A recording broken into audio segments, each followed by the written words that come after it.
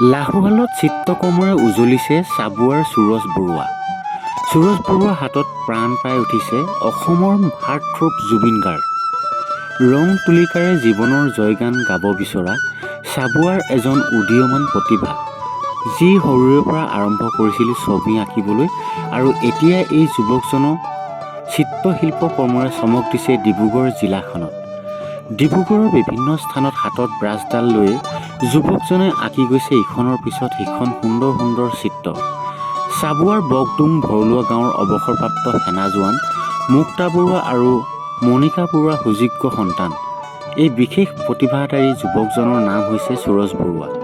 সুৰজ বৰুৱাৰ শেহতীয়াকৈ অসমৰ সকলোৰে হাৰ্টথ্ৰব জুবিন গাৰ্গৰ এখনি প্ৰতিচ্ছবিৰ ৰং তুলিকাৰে এখন পকী দেৱালত অংকন কৰি চৰ্চা লাভ কৰিছে। সুৰজে জুবিন গাৰ্গৰ এখন প্ৰতিচ্ছবি লাহোৱালৰ বৰগছ ৰিজৰ্টত সন্মুখত খুব সুন্দৰকৈ আঁকি বিভিন্নজনৰ ব্যক্তিক দৃষ্টি আকৰ্ষণ কৰিবলৈ সক্ষম হৈছে। সুৰজে বৰ্তমান কাৰিকৰী শিক্ষা গ্ৰহণৰ পিছত নিজকে চিত্ৰকলাৰ লগতে জড়িত কৰি ৰাখিছে। চাবুৱাত অৰ্ধশতাধিক ছাত্ৰ ছাত্ৰীক লগত লৈ আৰম্ভ কৰিছে এখনি চিত্ৰকলা প্ৰশিক্ষণৰ প্ৰতিষ্ঠান।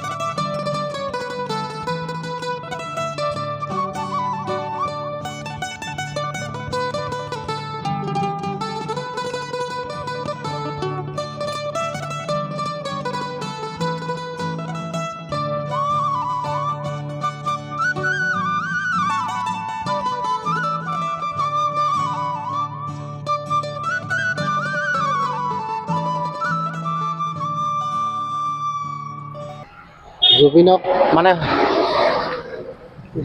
অসমৰ হাৰ্টথ্ৰব বুলি কোৱা হয়। জুবিন গাৰ্গৰ এখন হুবহু প্ৰতিচ্ছবি অংকন কৰা হৈছে, কি ক'বা? হয়, এইটো মই বহুত দাদাজনক এপ্ৰিচিয়েট কৰিব বিচাৰিছোঁ। আমাৰ যোনজন দাদা আমাৰ ঋষিকেশ দা আছে, ঋষিকেশ দাৰ পৰা মই অপৰচুনিটিটো পাইছোঁ। আচলতে আমি আগতে বিচাৰিছিলোঁ ৱাল, এনেকৈ মই বিশেষ ৱাল পোৱা নাছিলোঁ। এই ঋষিকেশ দাকে মই বহুত আদৰণীয় থেংক ইউ জনাব বিচাৰিছোঁ। তুমি কিমান দিনৰ পৰা এইটো মই ছবি মুঠতে এইটো আচলতে ছবিটো তোমাৰ এণ্ড হৈ নাযায় প্ৰচেছ হৈ। ছবিটো এনেকুৱা ছবি হওক বা গান হওক বা তোমাৰ যোনটো হওক ফিল্ডত বা আৰ্টছৰ, সেইবোৰ কেতিয়াও শেষ হৈ নাযায়। মানে মুঠতে তুমি এইটো লাগি থাকিব লাগিব বস্তুটো, গম পাইছা? কেতিয়াৰ পৰা আৰম্ভ কৰিছা? এতিয়া আৰম্ভ মানে মই সৰুৰ পৰা বহুত ইণ্টাৰেষ্টেড আছিলোঁ। ছবি হওক বা গান হওক, মিউজিক হওক, এইবিলাকত বহুত ইণ্টাৰেষ্টেড মই। আচলতে মই মিউজিকো কৰোঁ, গানো হেৰিও কৰোঁ, আৰ্টো কৰোঁ, সেয়াই আৰু। জুবিনৰ প্ৰতিচ্ছবিখন আঁকিব ল'লা যে, জুবিনক ভাল পোৱা নেকি? জুবিনক মানে সৰুৰ পৰা শুনি আহিছোঁ জুবিন দাৰ গান, সেয়া। লগ পাইছা নাই জুবিন দাক সেনেকৈ মই লগ পোৱা নাই। কি ক'বা? জুবিন দাই যদি চাই ড্ৰয়িংখন যদি চাই হ'লেও কিবা এটা ফিডবেক জনাব আমাক, সেইটোৱে। ঘৰ ক'ত? ঘৰ মোৰ চাবুৱা। নামটো কি তোমাৰ? মোৰ সুৰজ বৰুৱা। আনুষ্ঠানিক শিক্ষা লৈছা নেকি ছবি? আনুষ্ঠানিক শিক্ষা মই লৈছোঁ বাইদেউ এগৰাকীৰ পৰা। সেই ছবি অঁকা কিমান বছৰ হ'ল? ছবি অঁকা মোৰ সৰুৰ পৰা মই ইণ্টাৰেষ্টেড, মানে ছবি সৰুৰ পৰা আঁকা। এতিয়া তুমি কি পঢ়ি আছা? এতিয়া মই ITI কৰিলোঁ এবছৰ। ছবিৰ যোগেদি তুমি জীৱন জীৱিকাৰ পথটো ল'ব পাৰিবানে? সেইটো চাব লাগিব মই। আৰু তুমি ছবি আৰু ক'ত আঁকিছা? ছবি মই স্কুলত শিকাওঁ, আচলতে এই শিকাওঁ আৰু বেলেগ আঁকিছোঁ। ক'ত আঁকিছা? বেলেগ স্কুলতে আঁকিছোঁ। ৱাল পেইণ্টিং, এনেকুৱা গ্ৰাফিক ডিজাইনিং, ইলাষ্ট্ৰেশ্যন হ'ল, কম্প'জিশ্যন, গ্ৰাফিক্স ডিজাইনিং, সেইবিলাকে গ্ৰাফিটি, সেইবিলাক আৰ্ট।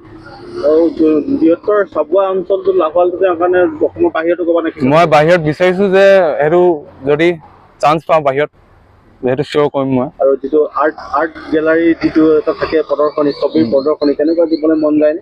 হয়, এনেকুৱা মন যায় বাৰু। যদি মই চান্স পাওঁ সেইটো শ্ব' মই কৰিম। জুবিন গাৰ্গৰ আপোনাৰ ল'ৰাই অংকন কৰিছে এখন ৱালত, এখন হুবহু প্ৰতিচ্ছবি অংকন কৰি চৰ্চিত হৈ পৰিছে, কি ক'ব? ক'ব গ'লে আমি জুবিন গাৰ্গটো বহুতে ভাল পায়, হয় নাই? ভাল পায় কাৰণে সিহঁতি আশা কৰি এইটো জুবিন গাৰ্গৰ ফটোটো বনাইছে। কিন্তু বহুত জুবিন গাৰ্গ আগৰ ফটোটো পাই পিনে কি কয় আমি নাজানো, কিন্তু যদি ফটোখন পাই যদি কিবা এটা হেৰি কৰে তাহলে ল'ৰা ছোৱালীকেইটা অলপ আগবাঢ়িব। কিমান বছৰৰ পৰা ছবি জগতৰ লগত জড়িত? মোৰ ল'ৰাটোৱে প্ৰায় 9 বছৰৰ পৰা শিক্ষাৰ্থী কৰি আছিলে ওচৰৰ গাঁৱৰ হেৰি এখনতে, আৰু এতিয়া তাৰপিছত মই শিক্ষা দিলোঁ, বেটা নহয় বোলে অকলে কোৱা তুমি। মই ক'লোঁ যে স্কুল এখন বনাই দিওঁ, তুমি অকলে পাৰিলে কোৱা। কেনেকুৱা অনুভৱ হৈছে ল'ৰাই যে এনেধৰণৰ? নহয়, মই ভাবোঁ যে বহুতখিনি আগবাঢ়িব, এনেকুৱা এটা ছবি আঁকি পিনে অনুভৱ কৰোঁ তাৰমানে। আপোনাৰ ল'ৰাই যে ছবি আঁকি কৰে ভাল লাগে নে আপোনাৰ মন? মোৰ বহুতেই ভাল লাগে ছবি আঁকি। মই জুবিনক জানি ইমান ভাল পাওঁ, তেখেতে ইমান বহুতেই ভাল পায়। কিন্তু এতিয়া ক'বলৈ গ'লে আৰু কিনো ক'ম আৰু লাইফৰ আগত লাহোৰত দেখিবলৈ পোৱা হৈছে যে জুবিন গাৰ্গৰ প্ৰতি আকৰ্ষণ হৈছে, তেনে নৱপ্ৰজন্মৰ এতিয়া জুবিন গাৰ্গক হুবহু ছবি অংকন কৰিবলগীয়া হৈছে, কি ক'ব? হয় হয়, জুবিন দাক আমি সকলোৱে ভাল পাওঁ, বিশেষকৈ মই বহুত ভাল পাওঁ জুবিন দাক। মই জুবিন দাক ক্ল'জকৈ পাইছোঁ, মই খাৰঘুলি ঘৰটো পাইছোঁ আৰু মই লাহোলটো পাইছোঁ। এতিয়া মোৰ নতুনকৈ বৰগছ ধাবাখন মই আজি অ'পেনিং কৰা প্ৰায় 4 মাহে হৈছে। মই ভাবি আছিলোঁ জুবিন দাৰ কাৰণে মই কিবা এটা কৰিব পাৰিম, সেয়ে মই চাবুৱাৰ সুৰজ বৰুৱাক মই লগ পালোঁ। মই মোৰ ভাইটি আছিলে, ভাইটিৰ থ্ৰুৱেদি মই সুৰজ বৰুৱাক লগ পালোঁ। সুৰজ বৰুৱাক লগ পাই মই আনিলোঁ। এতিয়া সুৰজ বৰুৱাক দেখি মোৰ এনেকুৱা লাগিছে, এহাতে মোবাইলটো লৈ মানে হুবহু জুবিন দাৰ ফটোখন আঁকি দিছে।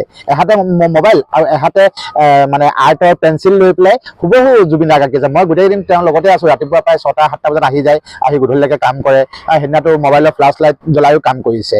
মইতো সুৰজক লৈ পেলাই মই বহুত গৌৰৱ অনুভৱ কৰিছোঁ, আৰু তেওঁৰ ভৱিষ্যত উজ্জ্বল হওক। জুবিন দাই দেখক, জুবিন দাই তাৰ এটা মানে ভাল এটা মানে আমালৈ বাৰ্তা পঠাওক, তাক লৈ মই আশাবাদী।